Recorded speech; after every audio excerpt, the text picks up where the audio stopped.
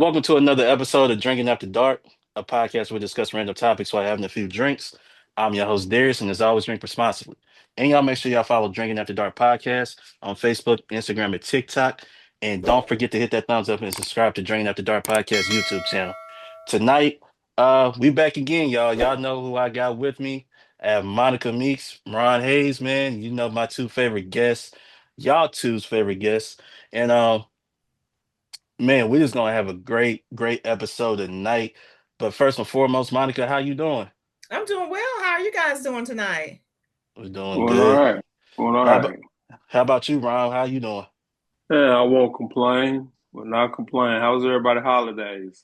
Happy New Year. Haven't talked to y'all this year. Yes, thank you. Happy New Year. Happy Black History Month. Yeah, definitely. Definitely. Same to you, same to you. Ron, what you drinking on tonight? Drinking Nearest Green tonight. It's Black Ooh. History Month, so gotta keep gotta keep it black. What My about favorite you, Monica? uncle. Well, now he's shamed me Black History Month because I'm not drinking black. I'm doing Cayman Jack, and it's grilled pineapple, but I actually have some slices of watermelon in here. So that's what I'm drinking tonight. That's what's up. That's what's up. And tonight, doing something different tonight. I'm drinking on some guidance whiskey tonight. Uh-huh. So that's where I'm on tonight. I Actually, start to I, I start to pour my guidance out. How you like it? I like it. I had a shot of it before. It was like sometime last month. I really couldn't drink like that. I was still recovering from my time right before Christmas, but I like it. I definitely like it. This was actually I got this back in December, in the middle of December. I got it. I saw it at the store. I was like, I gotta get it. I was searching for it and I finally found it. And since then, I got it mixed in with, some soda and everything, but it's good. I like it. So, and before we get started, I gotta give a shout out. Uh, well, there's two people I'm gonna give a shout out to. Uh, I give a shout out to my friend of mine, Marcus Clear. If y'all saw the last episode, y'all know we talked about the Super Bowl and everything like that. And he is a huge Patriots fan, and I know he's not feeling, all too well right now. So I just want to, send my condolences to him. Keep your head up and everything like that. And also, man, I gotta give another shout out to Vincent Henry of Crucial Wine and Brew. He's from Nashville, lives in Clarksville. He's a guy that, hooked me up with some samples of some wine and everything like that. I really enjoy it. So if y'all ever want to get in contact with him, hit him up on Instagram at Crucial Wine 25. So just want to give him a shout out. I know he got a new flavor that he worked on. He's gonna give me a sample of that, and I'm gonna try that out as well. So just want to give a shout out to those two. All right, Monica. I know some things have changed since the last time you've been on the platform, so let everybody know what's been going on with you. Well, of course, due to pending litigation, I can't talk about some of the things that are going on, but I can tell you that we made history here in Montgomery County. I did go pick up a petition, and you're required to have a minimum of 25 signatures of registered voters.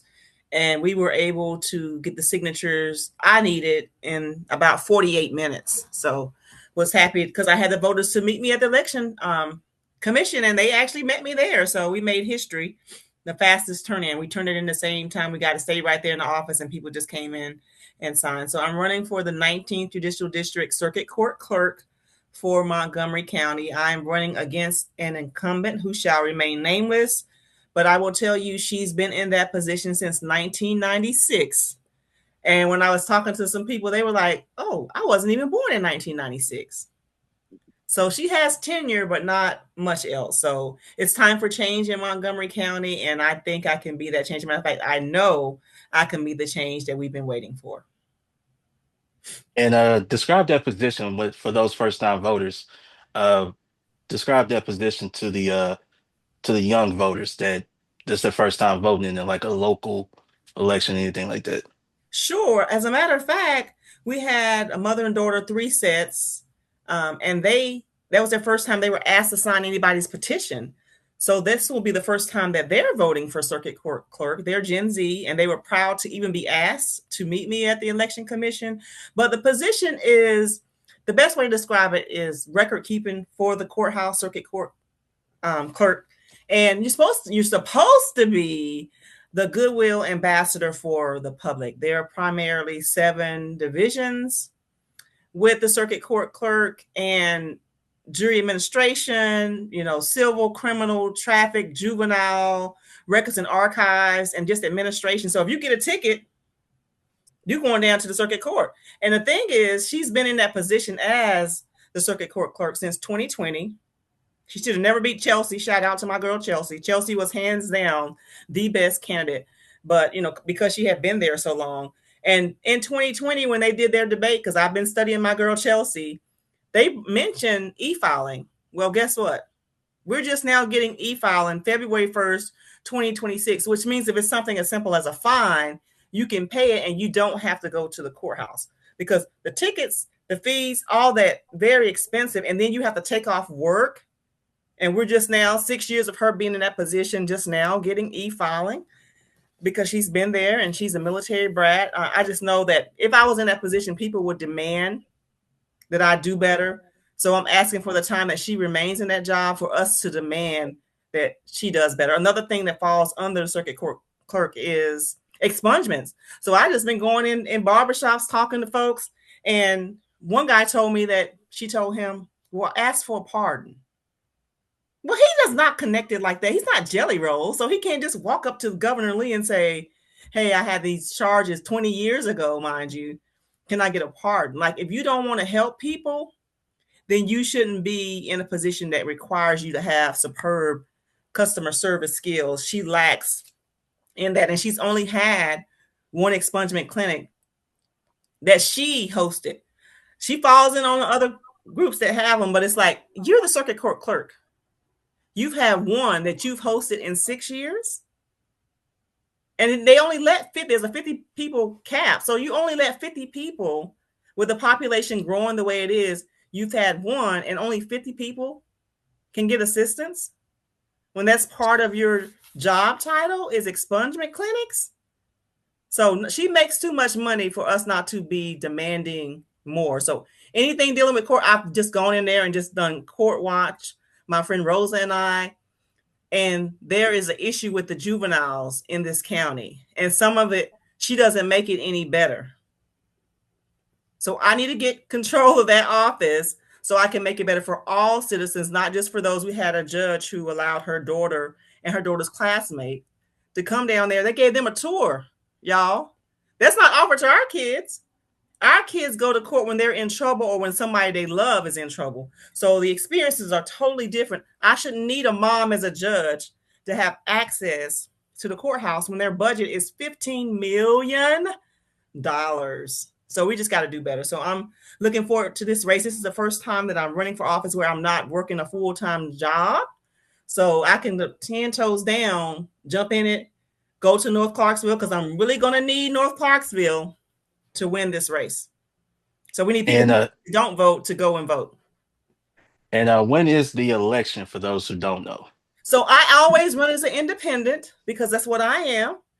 And so I won't be on the May ballot. I'll be on the July early voting, which starts July 17th.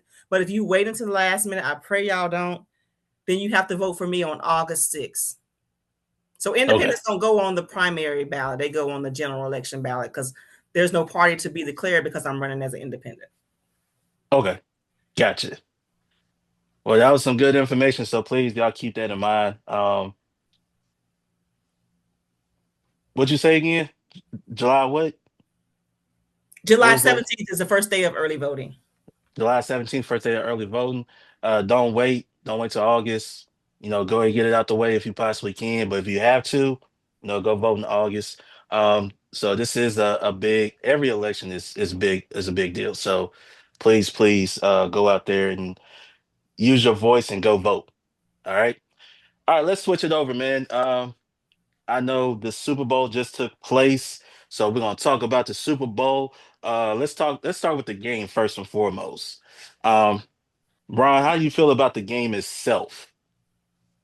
I really wanted Vrabel to get a ring. I'm not a Patriots fan, but I wanted to see Vrabel get a ring because I don't like the way he was treated when he was here. I mean, he became disgruntled and cantankerous and was ready to. He pretty much, in a sense, it looked like he sabotaged himself out of a job, especially when he went to New England and was inducted in the Ring of Honor. And in his towards the end of his speech, he said to the fans and to the players, "You don't realize how lucky you are to be involved with a well-run organization."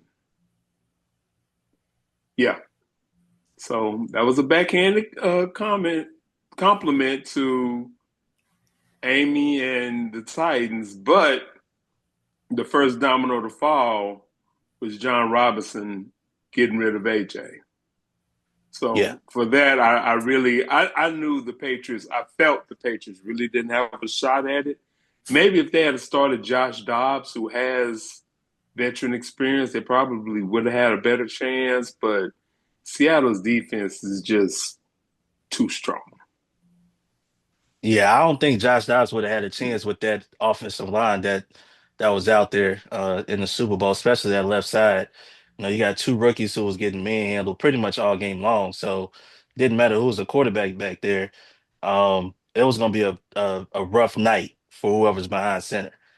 Monica, what about you? What you think about the game? Well, I'm one of those that actually it was the opening ceremony for Black History Month. They had to push it back due to the snow. So I was at the Black History opening, but I wasn't, I don't care, but I wanted both teams to lose. And we know both of them can go pound sand. But I was there for the Super Bowl halftime show, and I did make it back in time. You know, at snacks and all that stuff was waiting on me in the basement. So I was just there for the Super Bowl. And my husband, as soon as we finished watching the halftime show, he was like, "Girl, you ready to go upstairs?" I was like, "You ain't gonna finish watching the game." He was like, "This stuff bored." I was like, "What?" He's like, "I'm done. Let's go upstairs." So What I don't know nothing about the game. Don't know any of the players, well, except for Stephon Diggs, and that's because of Cardi B. But I was there for Benito Bowl. She said she wanted both teams to lose. Yeah, that's not how this works. It does. They can't That's just call a not draw. how any of this works. They can't do rock paper scissors to do it. Monica, No. let them know who your team actually is. So Monica, my let them. team, y'all listen up now, because I'm in Tennessee, but hey, my DNA started in Carolina. So I am a Carolina Panthers diehard fan. My son is a Titans fan, and Mr. Meeks, let's play right now. He's a Browns fan. He will not switch to any other team. So we all pretty much don't have any room to talk because all of our teams, you know, did the best they can, I guess. But yeah, I'm a Carolina Panthers all Zay fan. Yeah, I respect that's that. good. Yeah, yeah, I do too. You I know, respect that. everybody know I'm a Steelers fan, and of Yes. course, you know, I don't respect that. well, that's what's enjoy up. Mike enjoy Mike McCarthy. I just don't understand that hiring process. Why that's I just don't understand. why why would they hire somebody as archaic as he is? I mean, That's who gets the job. no, No, no, he I ain't don't it. understand it. No, He he ain't wasn't. it. No, he wasn't it. But Y'all that's who better off they. going to get Bill Belichick, Oh pulling him away from North gosh. Carolina. I'm just Yeah, saying. I mean, Mike he, McCarthy is. I mean, he's an X's and O's guy, but he's an old X's and O's guy. Like the game has evolved so much and the since his crazy. heyday. To me, Yeah, and the ironic thing about it is the last time he was in the Super Bowl was also the last time Mike Tomlin was in the Super Bowl. Oh Lord. When the right? Packers when the Packers beat the Steelers. Right. So I remember that. I don't understand it. I just maybe we should have got a younger coach with, who could really relate to these players and everything. And, who knows how what the conversation is. Maybe we need to have a couple of bad seasons so we can get some top picks, but I don't know. I don't understand the hiring process at all. But sticking with the Super Bowl, the halftime show, Bad Bunny. What's your thoughts on it, Monica? Man, I was at the point, because I'm a well traveled woman. I was in the military for 20 years. So I've had soldiers from different racial backgrounds. So I just thought about, my soldiers, former soldiers who English is their second language. And for them to be represented, I was like, man, you know, it was so beautiful. And then he also included the diaspora. You know, they got some black in them. I mean, all that rhythm. So I love the fact that it was all Spanish, but he also trolled them with such professionalism. If you're a slow person, you don't realize, Laura Loomer, that you were being trolled. Like when he was dancing, on the power lines, when they had Lady Gaga come and sing like a minute and something up in English, and she's an Italian American, like it was so beautiful. And I was just happy to know, people that I love were properly represented. Like they see them. It makes a difference when you see yourself. This whole anti DEI stuff is a bunch of Klansmen talking points. It's a trigger word, but diversity matters. That's what makes us great. So to see that, I mean, just the opening of him and the sugar cane, all of those, like, why would you be upset that people that don't speak English are well represented in the super, like the halftime show? So I was happy, and when I saw Ricky Martin, Generation X, woo! I mean, as soon as he came on screen, I was like, Ricky Martin, like Ricky. And my husband, like, okay, girl, calm down. But he's the same age as Kid Rock. But not only does Black not crack, apparently Brown don't crack either. Cause I was just overcome with emotions and just so happy that so many people got to see themselves, got to hear themselves, and be celebrated for once. Like you can't always be the main character in everybody's story. And those who are mad, that's what he should have spoke English. That like America does not have an official language, Megan Kelly. Like there is no official language. So why are you mad that for once people who don't see themselves in a positive light get to see themselves at a halftime show with such a wonderful production, and the ending with all the flags, and people just wanted to hear their country's name called out. Like that made such like you see people weeping on TikTok because it's like, I didn't think he was going to call my country. So I loved it. It was really good. And I hope next year they have K-pop just to make these people even more angry.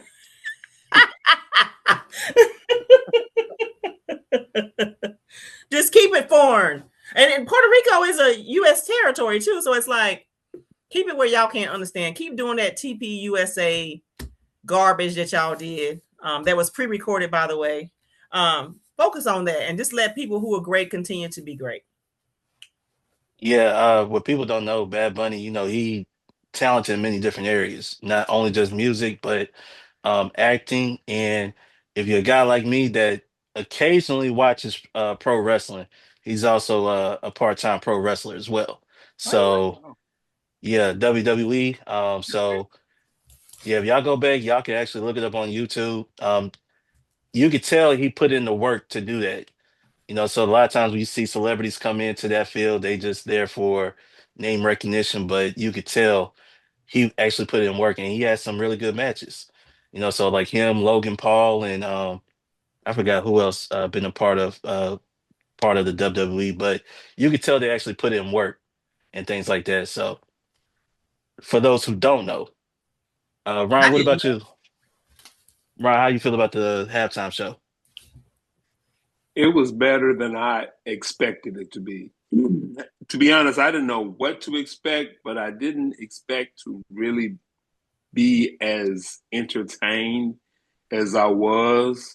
I've never been to Puerto Rico. I have been to Cancun, and I'm a little familiar with Puerto Rican culture. And when I saw, the sugar cane and the bodega and the jewelry store, and I mean, it was, to me, it was a very entertaining, very educational experience. And the fact that there was a whole wedding Yeah. in the middle of the performance, that was mind blowing. And I was at a Super Bowl party, and I told them, I was like, they really got married. And they were like, no, they didn't. I was like, you can tell by the elation in their face, the excitement that they had. They they really got married. And then when he handed his Grammy to a little boy, that was very inspirational because to me, he's telling this little boy, look, I'm just like you. And if you work hard and follow your dreams, you could be whatever you want to be. So even though I didn't, uh, my Spanish is limited to lo siento mucho, no habla español, just enough Spanish to tell somebody I can't speak Spanish.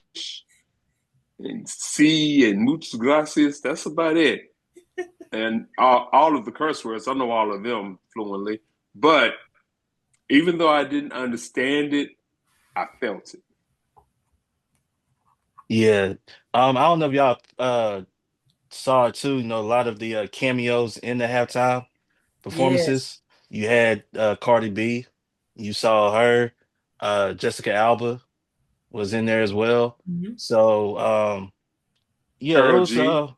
yeah. So it was a pretty good halftime show. What do you guys rank this particular halftime show compared to all the other halftime shows? Monica? Well, I would probably say my top three because he's not going to outdo Beyonce ever in life. She's just the queen, and I'm gonna forever stand. So I think hers was good, and then Michael Jackson, and then oh man, I'm sorry, he's had to be four because Kendrick Lamar, that Uncle Sam, Samuel Jackson. So he's number four. He's number four.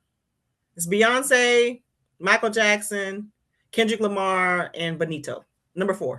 You missing one. I'm I, gonna say it right now. You missing Who one. I'm missing? I'm gonna see it. Wait till Ron say. Oh, I'll okay. take it on. Go you ahead, already bro. know what I'm gonna say. I already know what you're gonna say, Ron. Go ahead, say. It. Prince. That's what I was about to say. Prince. The man started playing Purple Rain and it started raining. It Raining. gets no better than that. This man could have So been to me, electrocuted on stage. so to me, right, and he didn't care. So to me, it was Prince, Kendrick Lamar, Beyonce put on a great show, and then Bad Bunny. Okay. The reason I didn't put Michael Jackson in my top four or my top five because he lip sync. If you go Okay. back and watch it, he Yeah. lip sync. Had he sang live, and Mike's my boy. I Yeah. mean, I've been rocking with him since ABC. I grew up wanting to be Michael Jackson. Well, back then, you either want to be a member of the Jackson Five or you want to be a member of Kiss. You don't want to be a member of anything else. But Mike's my guy. But he lip sync, and I was very disappointed behind that. Well, does he Uh, not get credit for being the inaugural Super Bowl halftime show entertainer? Because he was the first one. yeah. He uh, Yeah, he he was the first was, but one. He was the first one, but you gotta give credit to In Living Color because Oh without yeah, them, you wouldn't that's true. have. yeah, you wouldn't have a halftime show. Yeah, so definitely give credit to them. I'm gonna read this list off. Rolling Stone magazine, their staffers put together their top 15 Um, the top Mhm. 15 list. So this is gonna be very interesting. So I'll just let you know Bad Bunny is not on this list. All right. What? No So let me surprise. so I'm gonna start with 15, work my way to one. All right. So number 15, yeah, I got another there's another list too. Trying to get it uploaded. We'll see if we can get that working in a second. But number 15 is Michael Jackson. Number 14 is Paul McCartney. 13 is Kendrick Lamar. 12 is Katy Perry. 11, The Rolling Stones. 10, Lady Gaga. 9, Madonna. 8, Rihanna. 7, Bruce Springsteen. Number 6, Shakira and Jennifer Lopez. Uh, Ugh. number number 5, you have Aerosmith, Britney Spears, NSYNC, Nelly, and Mary J. Blige. Number 4, Dr. Dre, Snoop, Eminem, Mary J. Blige, 50 Cent, and Kendrick Lamar. Number 3, Beyonce. Number 2, U2, and number 1, Prince. Oh wow, y'all were on it. I forgot all about Dr. Dre's show. So I'm gonna have to switch my order around a little bit. But Benito put And on a good one. He definitely top 10. Mm-hmm. and Definitely, and definitely. Just this, yeah, he put on a great show. Now this one's from Billboard. They put out this list the day after the Super Bowl. So at number 15, they got Coldplay, Beyonce, and Bruno Mars. At number 14, decent. they got Janet Jackson and Justin Timberlake. Ooh, Nipplegate. Wonder why. Number 13, they have Katy Perry. At number 12, they have Rihanna.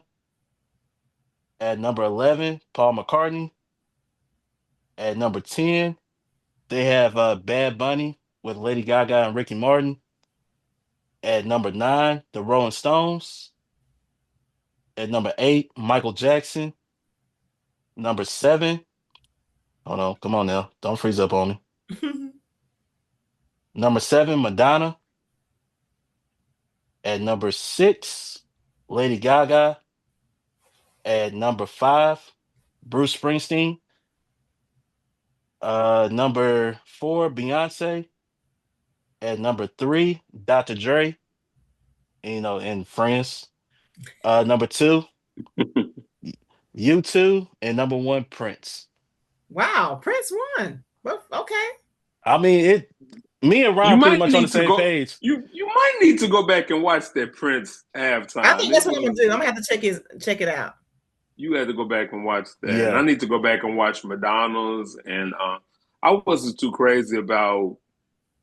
I need to go back and watch Lady Gaga's too, but I wasn't too crazy about J Lo and Shakira. I was like, Me either. It was yeah, man. yeah, it was very mid. You too. I like you too. I probably need to go back and watch theirs as yeah. So that was their list and everything, and well. I know you guys had y'all list, but yeah, me and Ron, we agree. Number 1 is Prince. Prince. So, Hands uh, down. I'm gonna have to go check so that out. You gotta yeah, go go back and watch it. check it out. The Uh, next time you come on here, you let us know how you feel about it. I sure will. And matter of fact, the like Ron said, the greatest moment in the halftime show when he was singing "Purple Rain," And and start then running. literally started raining. And you gotta remember, he's wearing his, whatever shoes he's wearing, his platform shoes, These high high heels, heels. whatever, eh, on that stage, and then you playing the instruments he's playing, like we said, he could have easily electrocuted himself, but Oh he wow. didn't care. He embraced the moment, and to me, gave the greatest halftime show performance of all. So, yeah, just go back and check it out. That's what I'm gonna Check have to it. do. Cause I love some Prince. I just, I gotta go back and watch. yeah, to I change can, your mind. Yeah. yeah, definitely change your mind. So, man, that's all the performance they had it rated. So again, some people, they have their taste in music, and whoever they might have. You got some people that say Beyonce's number one because they just a Beyonce fan, and you can't tell them nothing different. So, but for the most part, in a way, I could, as long as they had like number one, I don't really care about the rest of the list. Y'all could choose how y'all want to rank them, but The rest of the list is debatable, but number Right. one, It's number one. hands down. yeah, hands down. So, if y'all haven't seen it, please go watch it. It would definitely you'll have a uh change of mind. All right, so let's move over to the next topic. I know Monica, you want to talk about this. It was the cosplay. I know you sent me a link. I think Ron, you got it too. I think you watched it. I'm not Hmm. sure. So Yeah, I did. yeah, so Monica, I'll let you go ahead get this thing started. What made you decide that you wanted to talk about this? Well, mainly I wore, Kid Rock because if you look at his very first album, his producers were D Nice, Too Short, and he was on Jive Records. So for him to let come out of his meth mouth, allegedly, that Jay-Z could possibly be a DEI hire, boy, is how high are you? You what did Jamie Foxx say about Whitney? You ain't that high that you can let come out your mouth. So that kind of what put me in the mood to talk about blackfishing and cultural appropriation. They love our rhythm, but they don't want these blues. And again, Mm, it's Black History Month, so I like for that. you to talk about Jay-Z, a businessman, a billionaire, and what he said, Kanye, Rihanna, he's not one that just his wife now. He's not the only billionaire. He's created a bevy of billionaires. He's given them platforms. And for you to say when your first album was produced by Black folks, and again, you own job. So that's what kind of got me to let me see who else. And our girl, Aquavina, with the black scent. And you got Pink. Remember when Pink first came out? She was in Atlanta, Georgia. She was on LaFace Records. She had the pink hair. You almost thought she was a light-skinned Black woman. I mean, that's what I thought when I first saw her. So it's like Justin Timberlake with the braids. They do all of these things, but then for crossover, because we're just tickled pink, oh, that they want to come to the cookout, and oh, they're singing R&B songs, or they're rapping, or they got cornrows. We're so welcoming at times when we shouldn't necessarily be so. So that's the reason I want to talk about it, is because even Michael Rappaport, I think his name is, the guy who was in higher learning, who has made some disparaging comments about the GOAT, LeBron James. LeBron James.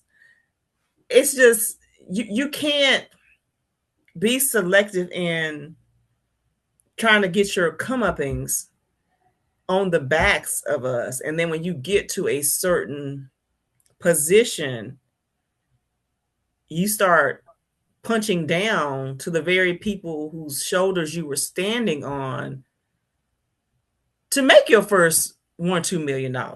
So that's why I wanted to talk about it, because it was just heavy on my heart that he would never say that. People forget Jay-Z is a billionaire now and in his 50s, but Jay-Z used to slap the crap out of folks. So you would never have that conversation or say that to him face to face. So for you to get on a news platform and say, yeah, he's DEI. DEI has become the new N word for them. So anytime you have something that they want or think they're supposed to have and didn't get because their asses are mediocre, that they want to scream DEI. So that's what got me into a tizzy about it. Like, shame on you. Because we wouldn't know who you were if it wasn't for Too Short, if it wasn't for D Nice, you know, all of these things. And you be an Eminem in a world full of Kid Rocks, be an Eminem. He hasn't forgotten, whose shoulders he stands on. So that's why I wanted to talk about it. It's just don't use us. Not that you can't have crossover appeal, but you don't hear Pink talking anything negatively about Black people. You don't hear Justin Mhm. Timberlake saying negative things. So for Kid Rock to bite the hand that initially fed him, like that bothers me. When you try to I, put, you can't wear blackness as if it's a costume. It's not Halloween. You know what I mean? So that's why I wanted to talk about it because I was just feeling some kind of way about it. yeah, the I saw the both of the videos that you sent to me. I know you sent them to Ron as well. And the pink one to me was, well, let me start with Aquafina.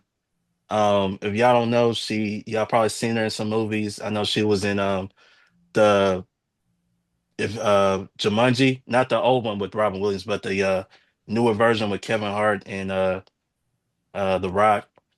So she was in that, and I'm pretty sure she was in a Marvel movie as well.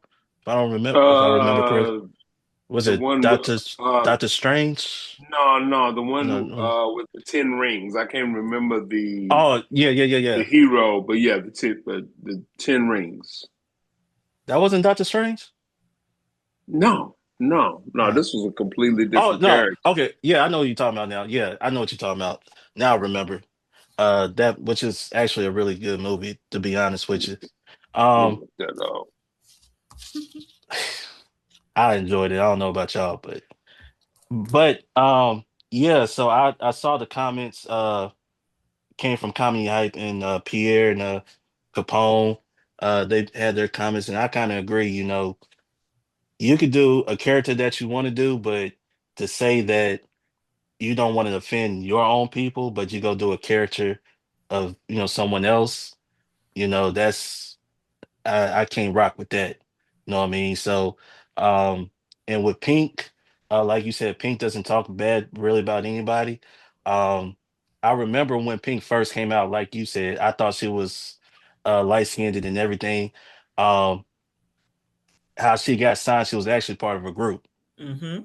And LA Reid didn't believe these other two had what it took. So basically signed Pink to a deal and everything. And he presented her as an R&B artist, and in a way, you could tell that she was, she had talent, but you Yes. could tell you could tell she really didn't feel like that was her all the way through. So when she broke out, to start doing her own thing, start having a little bit more input, creative control, you can see this massive success she has. So, um, same thing with Justin Timberlake.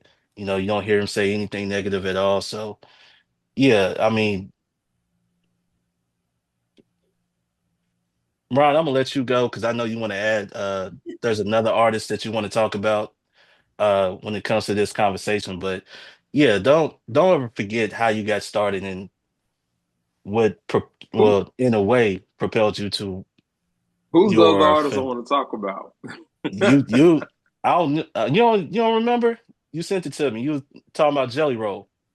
Oh, Yeah, oh Jelly yeah. Roll. Well, Jelly isn't he Jelly hasn't forgotten where he's come from, even though he's now country to a degree. To a degree, hear me out. Hear me out. To a degree, he hasn't completely forgotten where he's come from, and the reason I say that is because I used to work for Slim and Huskies, and I know for a fact he has placed a couple of large catering orders and had them delivered to the prison. And he talked to the prisoners about, hey, where you are, I'm, paraphrasing, but hey, where you are, I once was, and the Bible. The same thing he said on the Grammys, the Bible and music saved my life. So when he won his Grammy, he could have gotten up there and he could have said whatever it was that he wanted to say. He could have said anything about MAGA or Trump or whatever, but he didn't. So I'm not going to necessarily. I'm gonna give Jelly Roll the benefit of the doubt for now. For now, Kid Rock. It's funny you mentioned Eminem because Kid Rock was Eminem before Eminem. Mm. They're from Detroit. I Yeah. remember having. I remember having that CD, Grit Sandwiches for Breakfast, and the hit. The hit was Yodeling in the Valley. I'll let y'all use your imagination about the content of that song.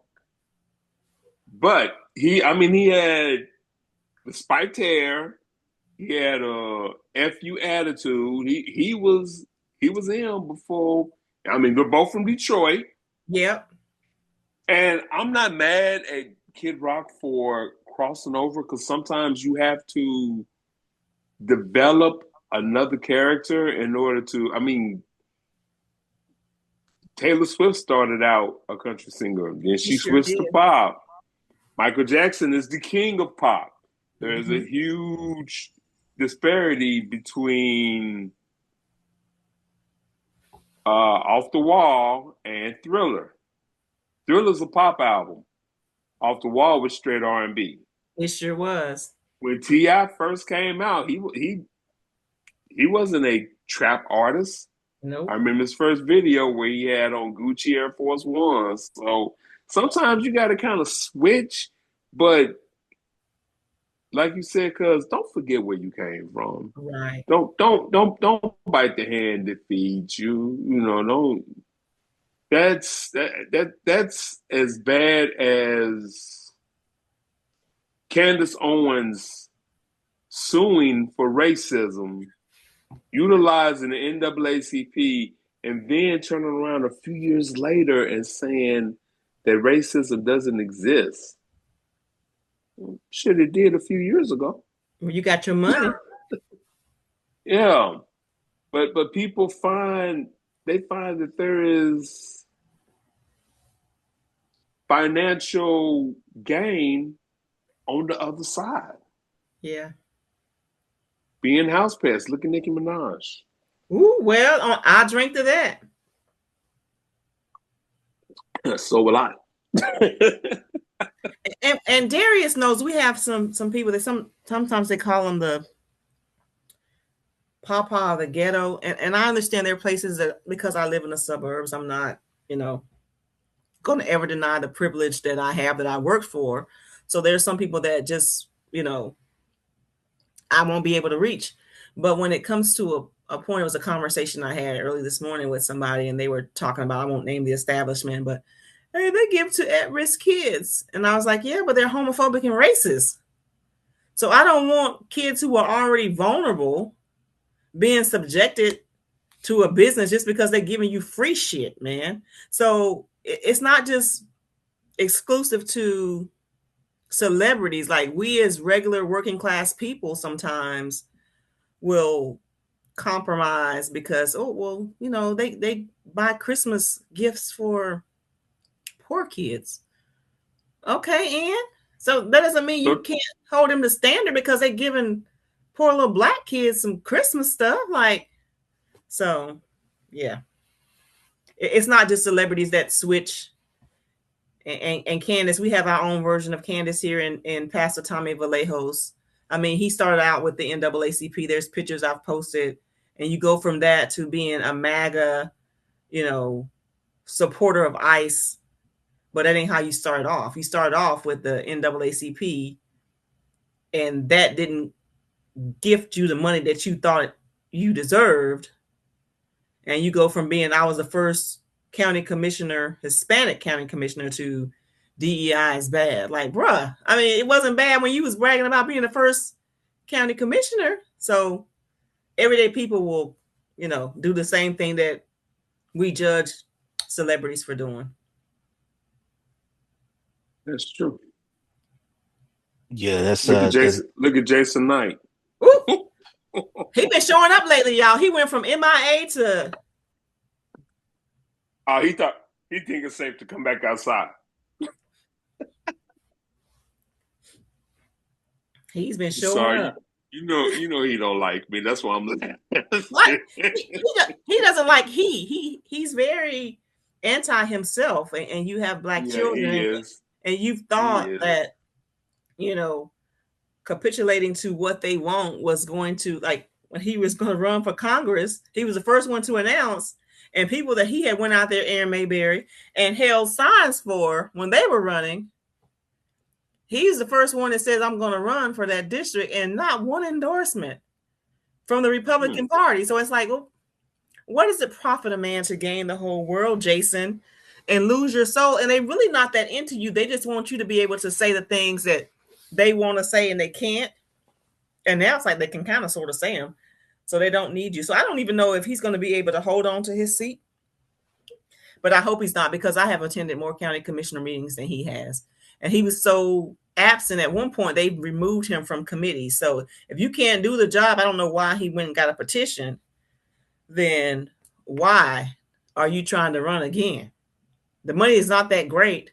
So find yourself something to do if you can't be someone who's present for votes, because his constituents, like he'll show up for the controversial votes when we had a chance to have our first black mayor pro tem, and she was overqualified for the job. Like he'll show up for that when the Republican Party tells him you better have your tail there. But stuff like rezoning, like he's been there now because it's election season, but he's been AWOL. And I even said I was concerned with his health. I was like, can somebody check on Jason, make sure he's not sick? You know what I mean? Because he's missing a lot of meetings. Yeah. Yeah. Well, but people like Jason Knight and Candace Owens and the Hodge twins, Diamond and Silk, Tim Scott, Byron Daniels, etc. I can name them all. People like that make racists feel comfortable. And let's be clear, there's a difference, or at least there was at one time, there was a difference between being Republican and being MAGA. Huge difference. Mm-hmm. Colin Powell was a Republican. He sure was. And had he ran for president, he would have gotten my vote. And they urged him. He was just like, "Nah, I'm good," because he realized that America at that time wasn't ready for a black president. But I think they would have accepted him. They would. Condoleezza Rice, she's a Republican. He is. And to my knowledge, I've never heard her say anything disparaging about our people. Yeah. I'm not saying that she hasn't. I say it to my knowledge. Maybe I need to dig a little deeper and, see if I have to eat those words. But to my knowledge, no, I know Colin Powell hasn't. Colin Powell's been, straight as an arrow for as long as he's been in the public eye. I think Condoleezza Rice on The View, she made one comment, and I don't even know the full context of it, that was kind of cringy is my understanding. But for the most part, she's from Alabama. Girl, I wish you would be crazy. And you from the birthplace of the civil rights movement, and you going, like, Condoleezza Rice realizes that she is a black woman.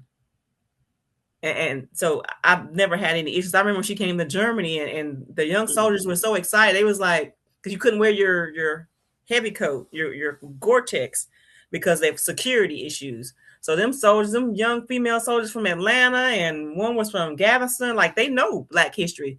So they was out there. I said, because I was pregnant at the time. I said, I ain't going. They just wanted to see. They didn't care about Bush. They was like, bring on Condoleezza Rice. She made history. These are young soldiers. So again, she explains why she's a Republican, and it is what it is. I have respect for her. I mean, the job she did, she's a one hell of a football fan, is my understanding. She wanted to be the commissioner, and they denied her that. Did. I remember that. She you doing too much. They say she has a high IQ when it comes to football, though. Well, she probably does, but does she have commissioner IQ? Well, yeah, that's two different things, right there. Just because you can put brakes on a car, that don't mean you can own a garage. But I will say this, since we kind of jumped back to football, it's amazing how the people that were against Bad Bunny, that decided they were going to watch the Turning Point USA show, aren't these the same people that said they were going to stop watching football because of Colin Kaepernick? Correct me if I'm wrong. it Correct me got if I'm mistaken. it got too political for him. That's what they said.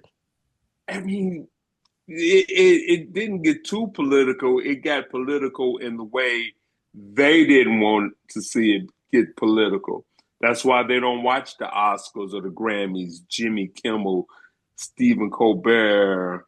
They don't want to see in racism, love everybody, Black Lives Matter. They don't want to see any of that on the football field.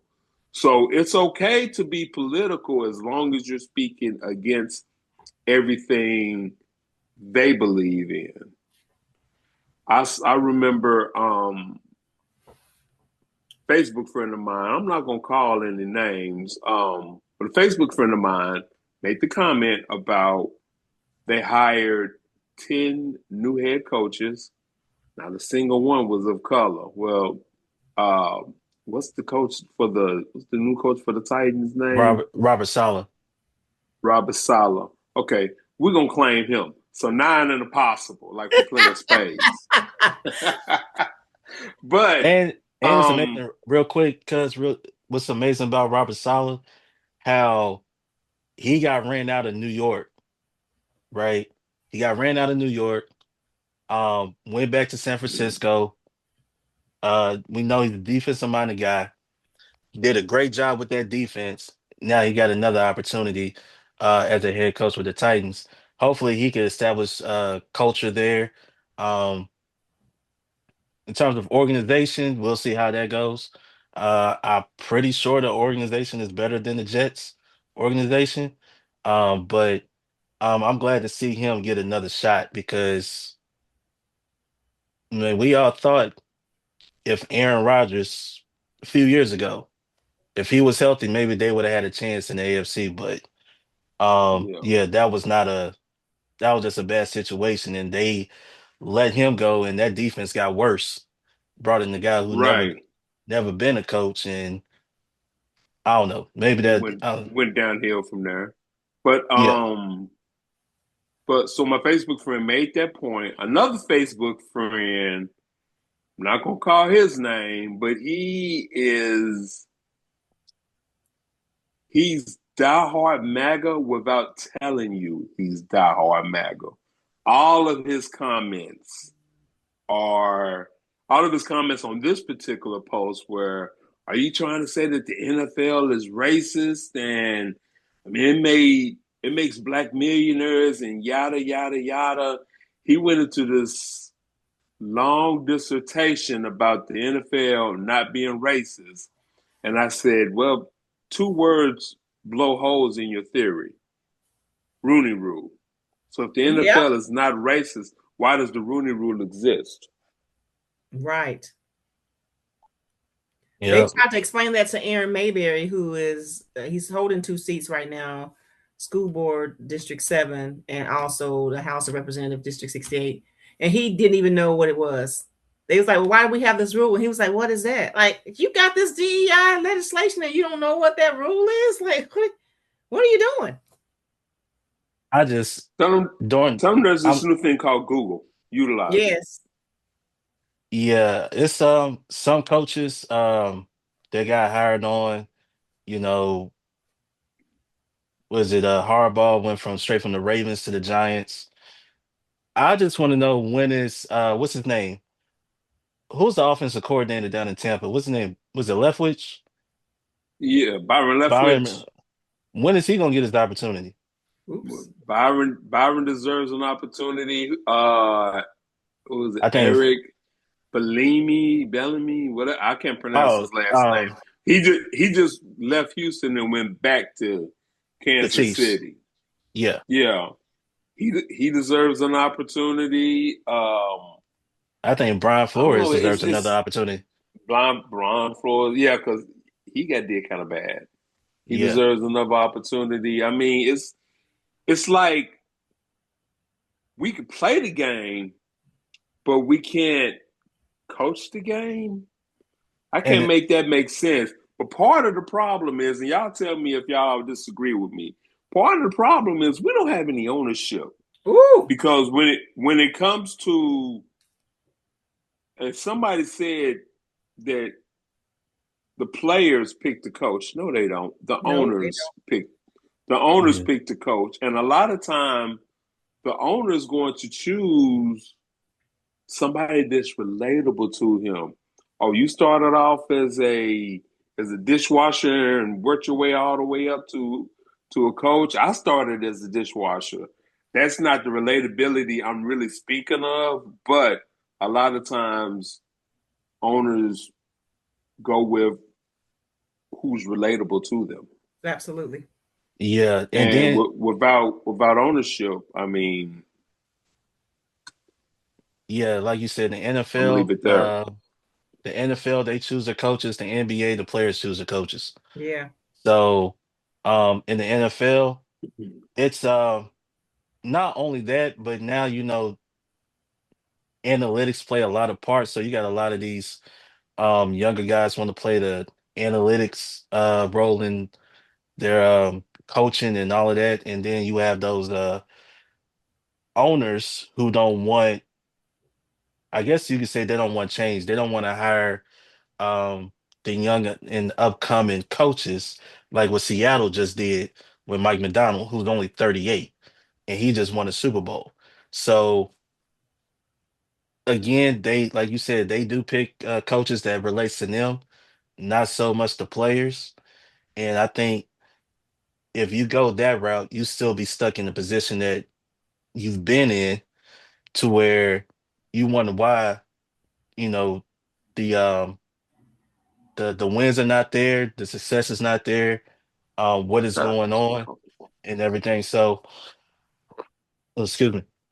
Bless you. So yeah, it's no, I agree with you. It's a lot, and you see it too. A lot of times it's not, it's just they pick the old coaches. I feel like Inst- with the players, Instincts. you gotta get young coaches in there who can relate to the players.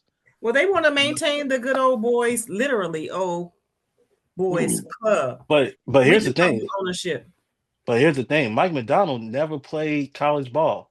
He never played NFL ball. And look at that. Super Bowl, Yeah. right? So, Mike Tomlin, he was what in his 30s when he won the Super Bowl. It's proof that young coaches can coach in this league. Mm. So give them an opportunity. Like I said, Byron Leftwich deserves an opportunity. Um, who was it? Mike McDonald was in Baltimore, wasn't he? He was I in think so. Baltimore before he I took the think Seattle so. job. So they could have had him in Baltimore, but they let him go to Seattle. And look what he did in two short seasons. Turned that team around. They're Super Bowl champions. Yeah. So it just the owners gotta what do you really want? Do you want championships or you just want a guy to kiss your butt? What do They you want? want the matter. They want somebody to kiss their butt. They want to maintain control. All the things. Well, that's more Jerry Jones. He's about the only coach I know that wants somebody that needs a yes man. That's why he hires the people he hires. No, he's horrible. I don't. Yeah, he is. I don't know why Pittsburgh made the hire that they made. I still, even though I'm not a Pittsburgh fan, I don't even like the city of Pittsburgh. But What? I don't I need the know. whole city. Hey, it could be worse. I hate the whole state of Indiana, but I Damn, not digress. the whole I state. know, Gary too? I know Not my Gary. I I carry grudges, but I still don't understand why they hired McCarthy. I mean, like I said, he's a dinosaur, but obviously there was something relatable to the owner that made that hire. Could it be?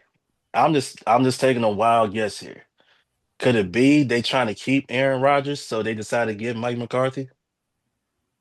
That's what I was thinking.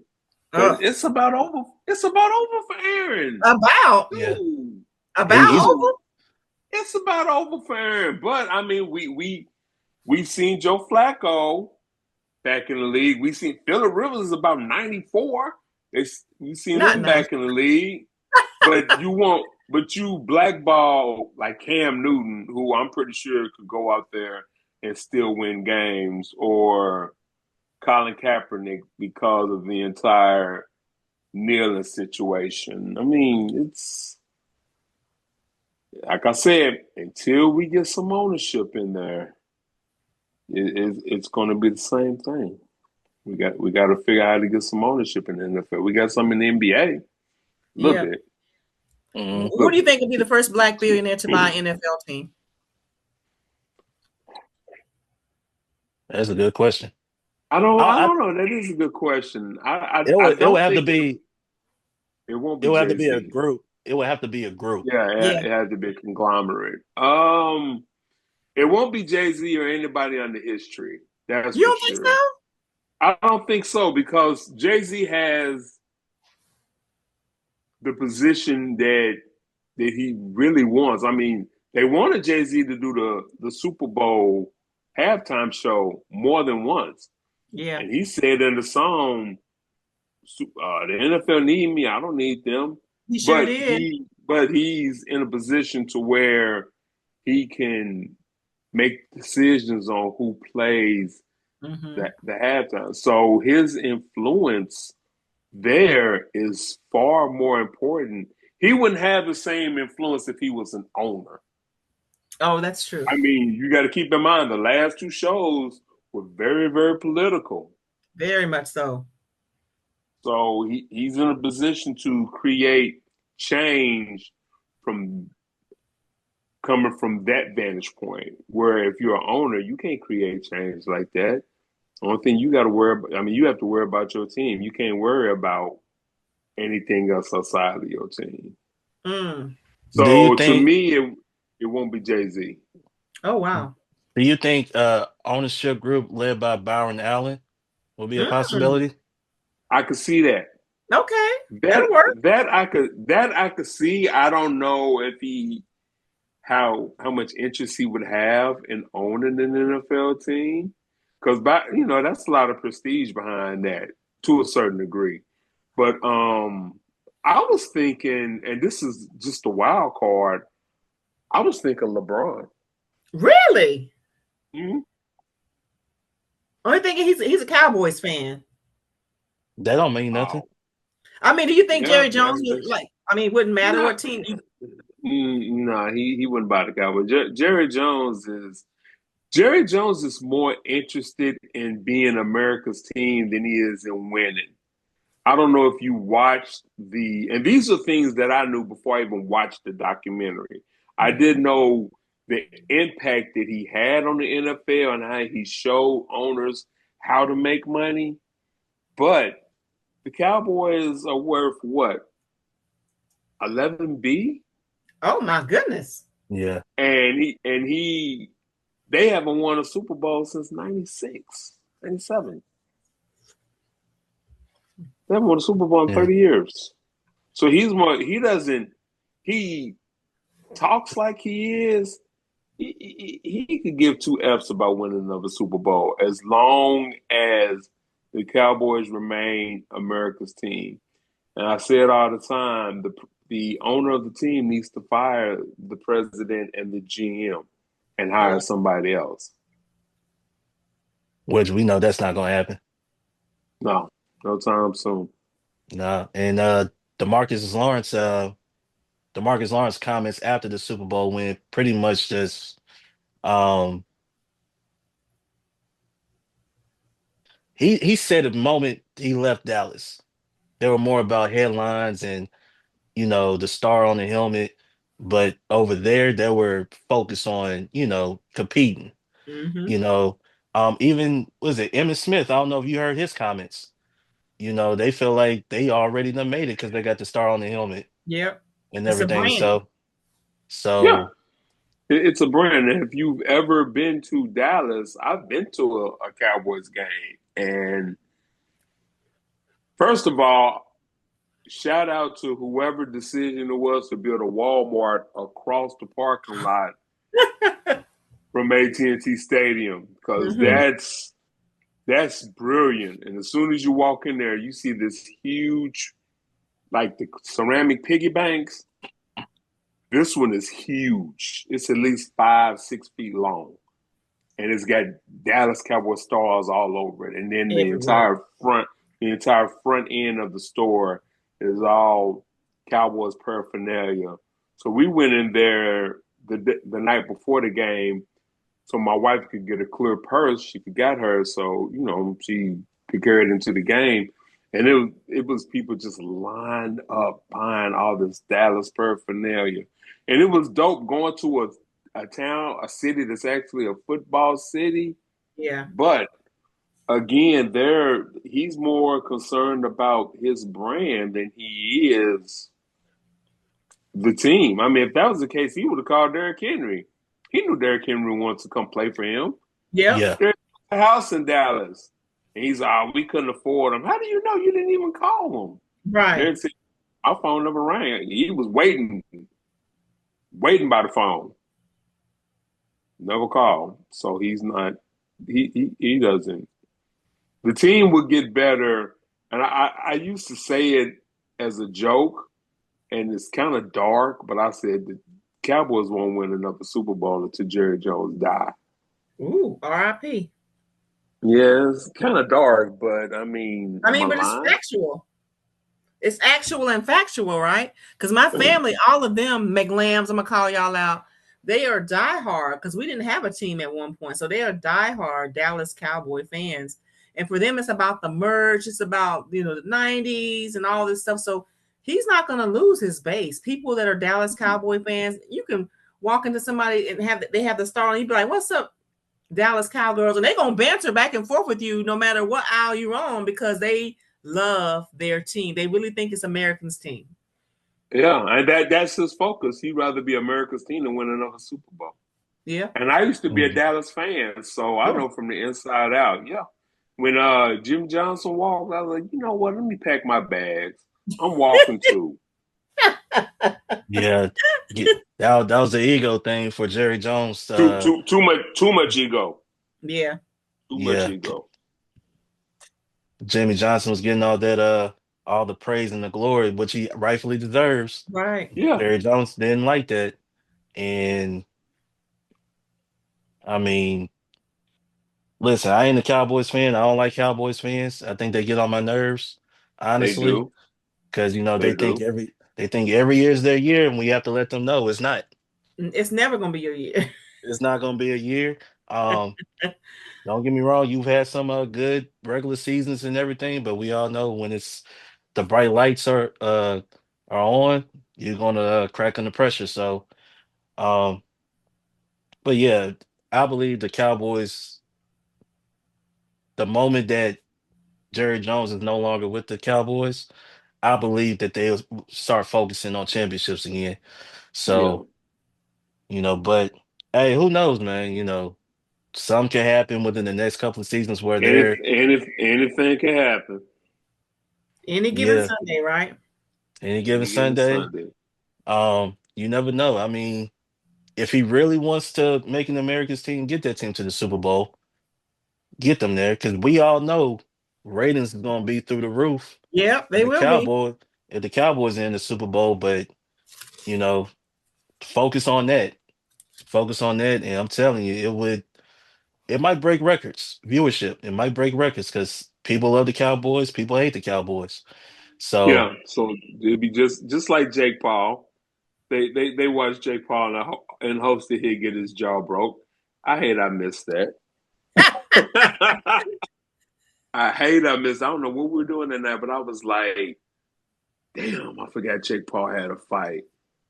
What? They broke his jaw. Oh Sure shit. do. So yeah, I forgot about that fight as well. Actually, you know what? I purposely didn't watch that fight because I knew it was going to happen. I kind of had an idea. I didn't think he was going to get knocked out. I thought, there was a script involved where you can't knock anybody out, but Anthony Joshua just went for he it, and he got knocked down about 8 times. I'm like, dang, Yeah. how many times he got to hit the canvas before? I mean, one time it looked like he was on his knees begging for mercy. That was Please, oh, about the fifth. That please. was about That was about the fifth time he got knocked down. I'm like, normally they would have ended the fight by now. Normally they would yeah, have TKO'd it by now, but nope. Get on up. Some more of No, his he needed ass that butt. whooping. He needed that butt whooping. He needed Nah, that. yeah, he He needed definitely needed that one. He definitely that needed made that. him rethink some shit. Well, he's still talking out the side of his neck. Crazy. Well, that's his brand, so I Yeah, bet I bet he don't get in there with another real boxer. I I bet you bet you that. won't either. nah, I think he's done with that. I hope so. Unless, Jeez. unless he gets an old fighter like Tyson, somebody who can't move at his age, And and I think that I think Tyson was contractually obligated to not fight like he wanted to, Right. because I don't care who you are. I don't care how old Tyson is. You still don't want to get in the ring with Tyson. I was watching him train, and then I was like, "Oh my God, he gonna beat the brakes off He's, Jake Paul." he's a But beast. I was like, Jake gonna need Jake from State Farm after that fight, and I was so disappointed. Like, but you could tell Tyson wasn't really hitting him like he wanted to hit him. And then he is old. He did get tired, but at the same time, I think he should have just went in there and been Iron Mike and bit his ear or some shit. I Not don't bite his know. ear. yeah. And then what made me so mad about that fight was that they made him walk that long walk to the ring while Jake Paul was up in the car riding to the Right, ring. they could have put Mike in a golf cart or something, Not a golf cart. a rickshaw. Yeah, Anything, get him off his feet. Shoot. yeah, and obviously Netflix, at that time they just didn't have their stuff together because the fight before that was the fight of the night.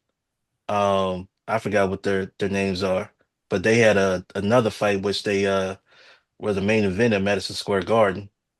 I forgot their names. It was their third fight, I but remember that. I don't remember who they are either. But that was a decent bout for a yeah. minute anyway. So Monica, what's our next topic?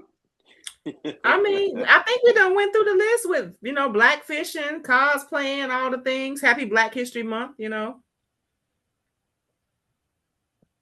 talked and about. Did we talk a lot about DI? Did we talk enough about DI?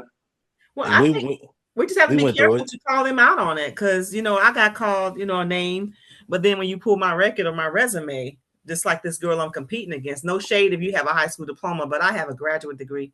So that whole DEI, it's like every accusation is an admission, like confession, DEI. But then you look at their stuff and it's like, even on the county side, you done created a drone position for somebody's husband. You creating positions for your little nephews, and we need a DEI policy. Well, we need a nepotism one too. You know what I mean? Let's not be selective in what DEI is. And I think a lot of veterans This have to find out the hard way that you being a veteran and it's considered a protected class because I'm a vet. That's part of DEI slowness. So y'all about to find out the hard way that you might not get a job because DEI has been dismantled because of Aaron Mayberry in the state of Tennessee. And I'll say too, not to bring him up too much, but he knows what optics are. So you having a black secretary or you having a black pastor that introduced you, let you do your trial sermon, that doesn't move me because I know it's about optics. So there are too many people that are complicit in what's happening with the state of Tennessee. But I push back. When they say DEI hire, I said, well, put your resume next to mine. I want to see something real fast. Oh, now you quiet. Because DEI is a new N word. Like, I knew there overqualified. was going to come a. I knew there was going to come a point where you and I would disagree. Uh-oh. We are at that point. All right. Oh, break it To down. Break it me, down. to me, DEI isn't the new N word. The new N word is woke. Tell me I'm wrong. Wait a minute. Are he woke? Are you woke? And they have conceptualized the word so much that they can't even define it on their own terms. Ask one of them, what does woke mean? What exactly does woke mean? I was They watching don't know. I was watching a reel, and they asked a woman, they asked a MAGA supporter, what does woke mean? And it took her a second to answer. She kind of stammered through her answer, which didn't make sense. And then she said, well, the definition of woke is longer than a 15-second sound bite. And the moderator of the show said, take your time, we'll wait. Oh, my Lord. So to me, and I remember, because when you play chess, you have to watch your opponent move as well. Mm-hmm. So I was watching a MAGA rally, and keep in mind I'm an independent. I've always claimed to be an independent, even when I was younger. But I was watching a MAGA rally, and this woman had on a leather jacket. The back of the leather jacket had the state of Florida and an alligator. And it says, this is where woke goes to die, or woke dies here, or something along those lines. And keep in mind, they used to feed our babies to alligators. So that was a very, very racist statement. So to And you know me, who that was, right? woke, who was that? That was DeSantis' wife, the one who's allegedly stole millions of dollars when she wanted to be run for governor. So that was DeSantis' wife. And it's like, That was DeSantis' wife in that black leather jacket. yes. I didn't even think Ron DeSantis was married. I thought he liked me. Well, a lot of them are in lavender marriages. Oh no, that's Marco Rubio. My bad.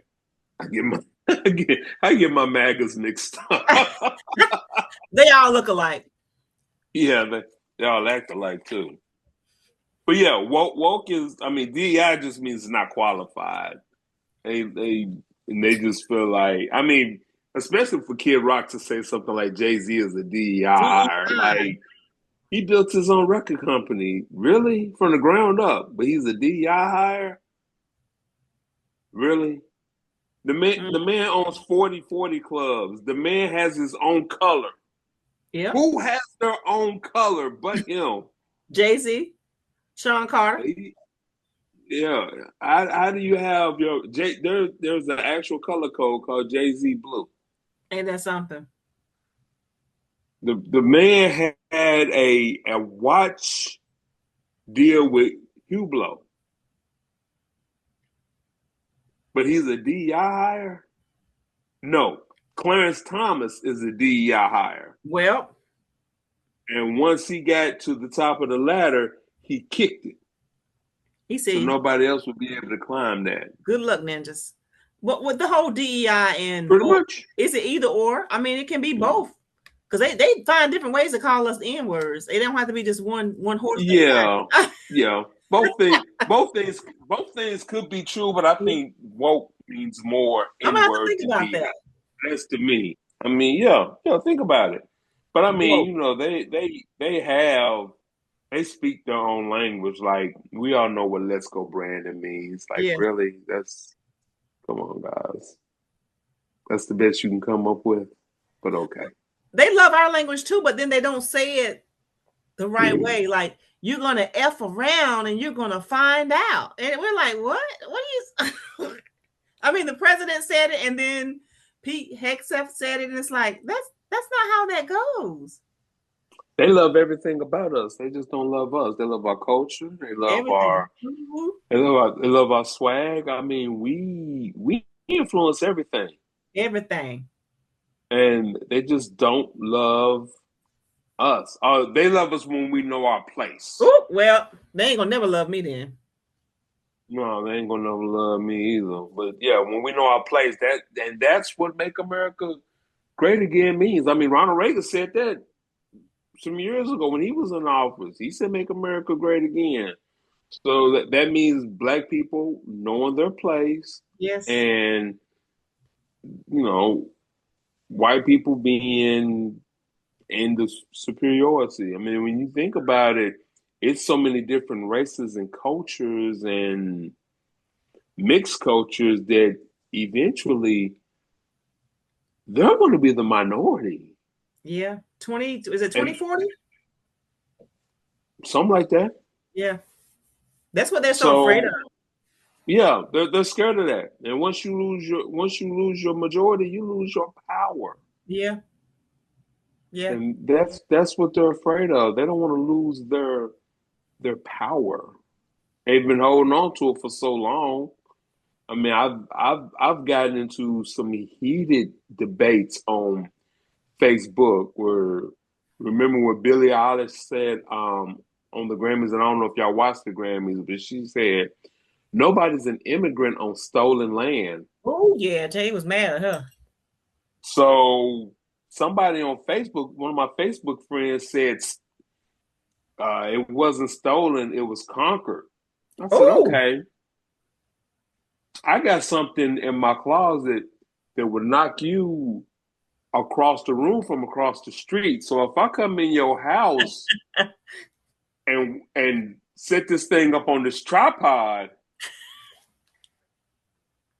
and run you up out of your house, am am I stealing or am I conquering? No answer. I need to pour me another drink. oh no, you've had enough because you. No, I have not. But I mean, sometimes you have to break it down to people on their level where they all understand it. You said if you set up a tripod for the I stuff that come you in have and in your set closet. this tripod up and run you up out your house. Did I steal it or did I conquer it? And no answer, which is an answer. When you don't answer something, you've given an Yeah. answer.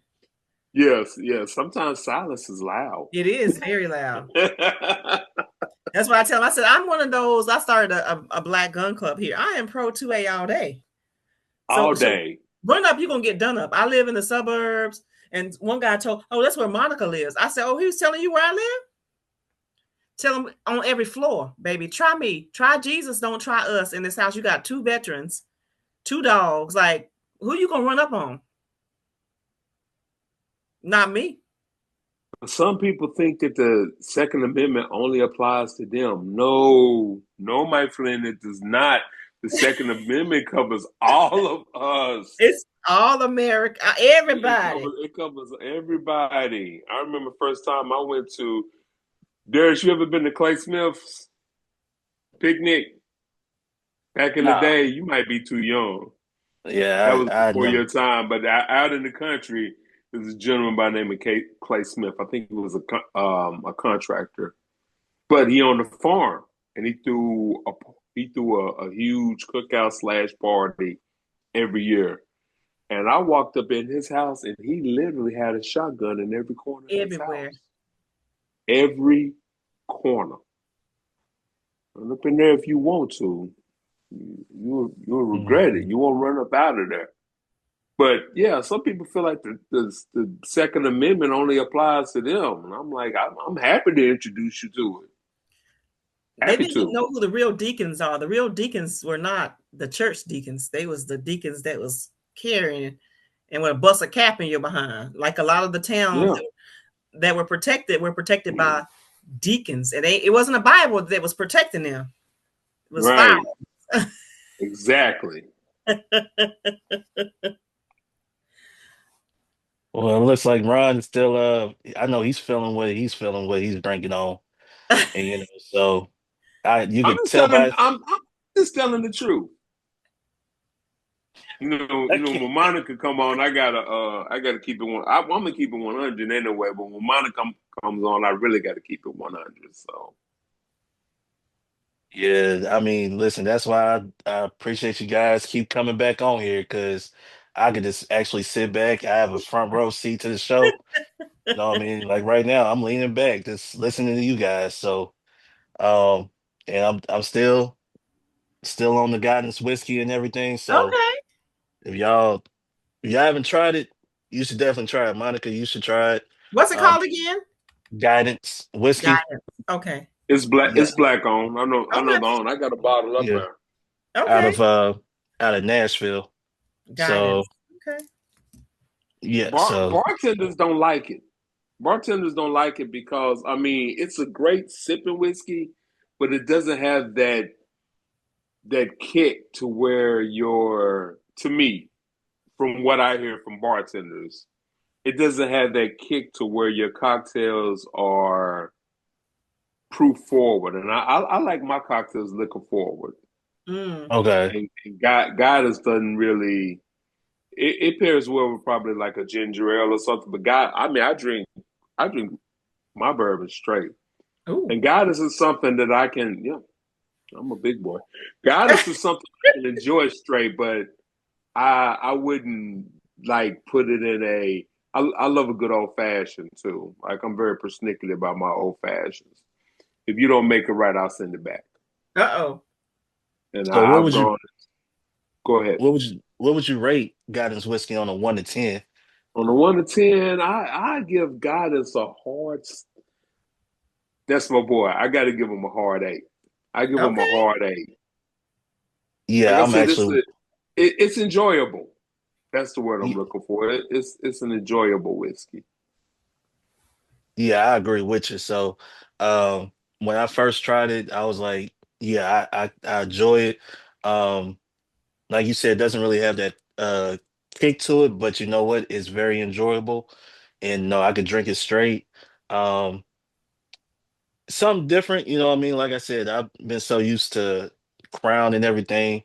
Um, but I had to come try this. I had to. I seen it, I follow it on Instagram, and I'm like, you know what? I'm gonna see if this store actually has it here in Clarksville. And boom, I found it. So um that was a Christmas gift to myself Okay. So out of so his homeboy, he has a homeboy by the name of Greg, and we were at a cigar function where guidance was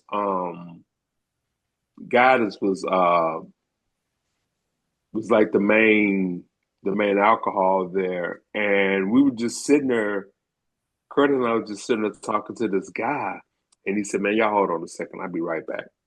And he came back in and he had bottles of bourbon. Oh, wow. So and the name of the bourbon is his own bourbon company. And the name of the bourbon is Reverence Bourbon. And it's one of the best bourbons I ever had. So he said, we don't pay homage, we give reverence. Okay. And he's an Omega, so of course, the label is purple and gold, but it is one of the best pours of bourbon I've ever had. So if you get a chance, and he and oh my God, what is the owner's name of God? His name is on the tip of my tongue. I think it's Jason. But yeah, they're frat brothers and they're really, really good friends. So you get a chance, if you ever see Reverend's Bourbon, grab a bottle. You Okay. won't be okay. disappointed. Okay. I'll try to look for that next time I go to the store. If they don't have it, I figure out a way to get it. So I just wrote it down just for my on my notes to make sure to go check it out. And yeah, I'll probably do a review on it. So, you know, I definitely give it a shot. All right, y'all, man. I appreciate you guys tuning in with me tonight, man. Y'all, again, this is a great episode. Monica, Ron, Monica, before we go, let the people know terms of your campaign where they can follow you. Um, if you have any important dates that you want to let people know about, just let the people know what you got planned coming for going forward. Well, thank you. I always enjoy conversing back and forth with, I'm gonna call us Three's Company, you and Ron. So thank you for always giving me the opportunity to voice my unsolicited opinion. So I want to start off by that. So I want people to start going to these committee meetings. And the next one is December, I'm not December, Lord, February 18th, and it's at 4 o'clock. And when I tell y'all these meetings are over in less than 20 minutes. They don't record them. They do have like a little pocket recorder, but There's no video recording. And we're talking about, they're so casual about, oh, $389 million for this. Oh, we need to get bonds for this. And it's like, there's one person, I won't call her name, but when I say her, people know who I'm talking about. She's asking questions. But for the most part, the mayor, Wesley Golden, always breaks the tie. So please join me if your schedule allows. February 18th at One Millennium Plaza. It's on the 3rd floor. So as soon as you come off the elevators, you make that left and you'll see where everybody is sitting at. And there's also, they're trying to bring a baby jail. We've been fighting for years for them not to be able to. You're not going to cash primarily Black and brown kids. You're not going to make money off of putting these children into a juvenile detention center, resource center. It's a baby jail, whatever you want to call it. That meeting is March 11th at 4 o'clock. And it's crazy that these meetings are at 4 because most people are working, so that's why they have them. But please consider, I know it's a lot of retirees here and you don't have to be as civically engaged as I am, but budget meetings, you need to see where that money is going because they're so casual with taxpayer dollars. And then the jail and juvenile, because you won't feed kids because you need to feed kids. I talked about that on Monday at the county commissioner meeting. But you want to spend $30 million to incarcerate them. I guarantee you, if you feed these kids, you won't have to incarcerate them. You give them a good breakfast, a good lunch, like the Black Panther Party out of Chicago did. You won't have all of the, and there's some good kids. Shout out to West Creek Key Club.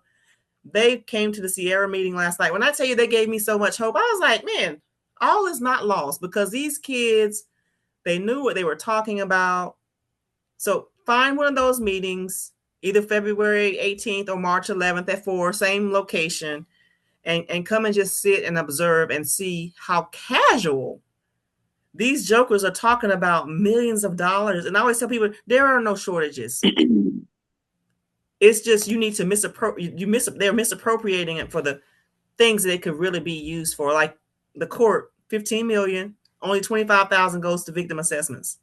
That's by design. You really don't give two shits about victims. So I'll say those two events. I will be happy to walk you through it. Don't be nervous. They're just regular people. I will say leave your weapon, your firearm in the car because you do have to go through security. But pop up at one of these meetings. And let them know where they can find you at. So you can find me. I do have TikTok. I do have a circuit court clerk page. I'm on LinkedIn. Not very many people are on LinkedIn though. And I also have a Facebook page. So follow on all those platforms. We're still getting the website together. My son, shout out to him, actually did my website for me. Did a really good job. So we're waiting on a few things. And people tried to give me money. Hold off on the donations right now because we don't want to go to jail. So as soon as we get that donation link, then I'll share. All right. Okay, so I keep my $5 in my pocket. Not five. Hey, $5 to buy something. Ron, any last words? Monica, I just want to say I'm proud of you. Thank you. I know we joke around a lot, but I am proud of you. I'm proud of your journey. I'm not a Clarksvillian. Well, I'm from Clarksville, but I don't live there. But if I did, I would vote for you. And everybody just realize how important local politics and local elections are. I mean, everybody's crying about politics on a federal level. That's important, but that's not going to impact you as much as your state and your local government will. So, I mean, I know people that you ask them right now, who's your state rep? Who's on the council where you live? They couldn't tell you that with a pistol to their head. Because they don't take local politics seriously, especially this last election. A lot of people didn't even realize that they shifted the zoning so that all of Davidson County couldn't vote. A lot of them didn't realize that. Why? Because they don't pay attention to state and local politics. So Everybody just go out, vote, pay attention, get involved, and that's where your the real difference is gonna come. If you want changes made, get involved in local politics. Know who your state rep is. Know who your councilmen are, and hold their feet to the fire. Make them do their job. Oh, yes. When they come to your church and make all those promises, because you know that's the only time they show up is doing service, Sunday service. Well, I want to take a minute and give the floor to such and such. He's running for state senate and yada yada. Hold them to that. All the promises they make in church, hold them to those promises. Hey, you said when you came to my church that you're gonna do such and such. Hold them to that. And if they don't, vote for somebody else. It's pretty much that simple. Mm-hmm. Yep. Definitely, definitely. So once again, I appreciate Monica and Ron being on the podcast. We got to do this again. So whenever you guys get time, I know Monica eventually gonna start doing your little you're gonna start doing your media tour. Get ready for your election. So you can always come back. You can always bring friends with you as well. So this platform is open to everybody. So if you want to come on, please feel free to come on here. Once again, make sure y'all follow Drinking After Dark Podcast on Facebook, Instagram, and TikTok. Please subscribe on YouTube. Till next time, I'm Darius for Drinking After Dark Podcast. We out. Peace. Peace.